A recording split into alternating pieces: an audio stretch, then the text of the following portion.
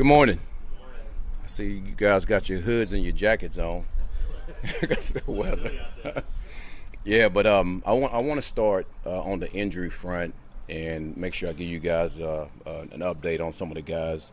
We actually have three guys of note. One is Quentin Williams.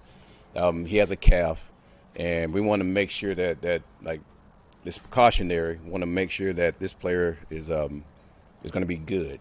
All right, so we know what he's all about. We know what he can do, and listen, we want to hold him out, and we'll see how that goes. All right. The next guy, John Simpson, he has a back. He'll be just fine. Again, another precautionary, holding him out, maybe a week or two with him. And the last guy is our rookie, Malachi Moore. He has an oblique strain, so he'll be just fine. Guys that we're happy to see coming back, you guys saw Braylon out there today, so he's moving around well. Other than that, man, I thought practice was one of our better practices, and the reason why is because we had a number of situations that are very critical for us, especially on the offensive end, of understanding exactly how you have to operate in those situations. And I thought our offense did a really good job of that. Not saying the defense was bad, but I thought our offense executed the way they need to execute. So, and we're going to continue those things. And the one thing that I want to continue to hit on is the penalties. We start the day out with too many penalties. And those are the pre-snap penalties. You guys heard me talk about that, and I'm going to hone in on that. I told the guys, yes, take it personal when I get mad at you in that situation, because those things lose games, which I already talked about, and the guys understand that. So they do take it personal, but they understand they take it personal to improve. All right, understand taking personal to get mad at me. They take it personal to improve. So I'm happy about that.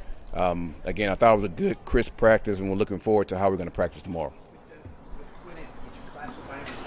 Say it again. How would you classify Quentin? I'll say he will be about a week or two. And again, like I say, it's he's actually had this injury before, so he understands exactly how he has to operate, and make sure he goes through the process of getting it healed. And again, he'll be just fine. Specifically with Justin, what did you see out there from him? Command, understanding exactly where the ball needs to go, and probably more than anything, understanding the situation in those situational periods of making sure you get the ball out of his hands so we can get off some points. How'd you feel like it seemed like Arian Smith was making some plays today and getting open? Like, how happy are you with his progress? The guy that can't catch? What you guys say? So I thought he did a really good job, and he's continuing to improve. He's not where he needs to be, all right, but he's doing a really good job for us. Obviously you see the speed out there, that player, but the thing that shows up to me more than anything is his ability to catch in traffic, and also his ability to understand exactly who he has to attack when it comes to blocking, and being pretty physical when it comes to that aspect. Quentin Sticker's another guy that's kind of stood out the last few days. Yes, kind he of has. what you see from him over this stretch. He has really good coverage ability. He's tough. He understands where he needs to be in zone. And, man, you just see him mature from OTAs to now. It's been really good. And I told him that the other day, actually, that he's really improving. And, listen, don't rest on your laurels right now.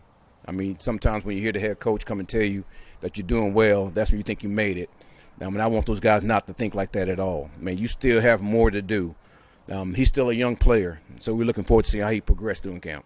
In the spring, you mentioned how you thought Jeremy Ruckert was a guy that you could get more out of, Yeah. could do more. Where have you seen him improve? What do you still need to see from him? Yeah, I think you saw today in the passing game where he can be a factor. And the one thing that I like more than he's a true wide tight end, meaning he's a guy that can get in line and move people off the ball. And he's shown that in practice. And to be able to have a 6 technique standing in front of you, a man that's 280 pounds, and be able to block that man is hard to do for a tight end.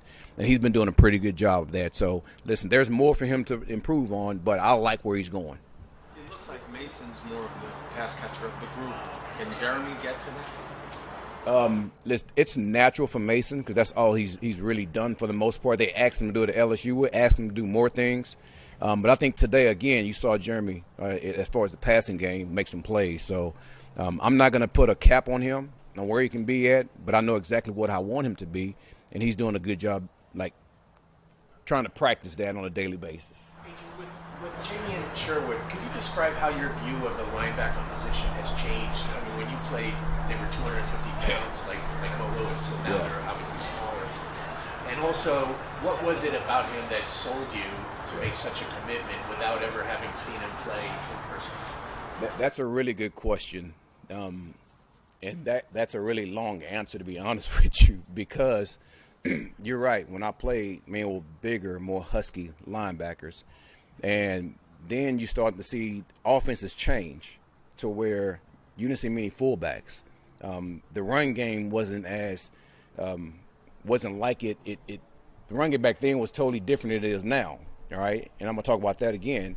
But then you start seeing 11 personnel really take over. And you start seeing these tight ends coming in the game that are more receiver. You start seeing these backs coming in the game that are more receiver-like. So now you got to get guys that can cover those guys. And then the linebackers start getting smaller. But I think what offenses start to see when they saw that, because now the run game's coming back. And now they're trying to run it downhill. You see a lot more 21 personnel coming back, more 12 personnel where you have these tight ends getting in the backfield. And now they're starting to bludgeon these teams with these smaller backers. So there's a fine line with that.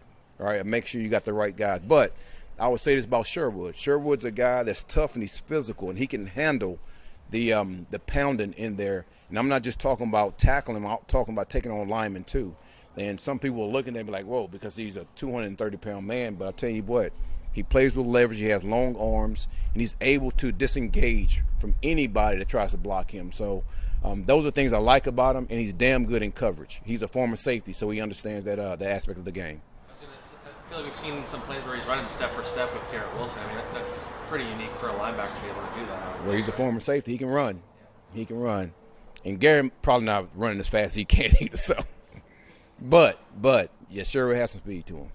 Quincy Williams is the guy that said he working on being more of a leader and just being more vocal. Just what have you seen from him throughout the time that you've gotten to know him? Listen, I love every player that we have on this team. And he's a guy, I'm just real attracted to players like him. And when it comes to defense, again, he's tough, he's physical.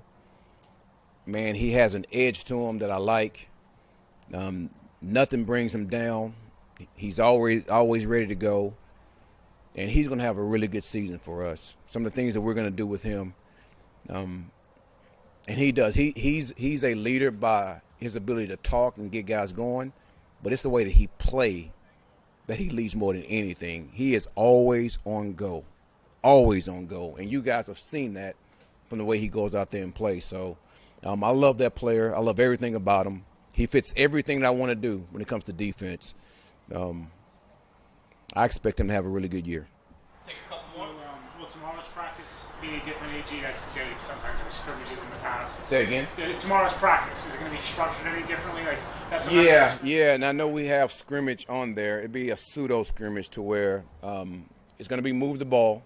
All right, we might have a couple of live periods in there, but it'd be the first group going against the second group, first group going against the first group, threes against threes. But the thing is, I'm going to try to make it as more game-like as we can. We need to start making sure we get into that mode.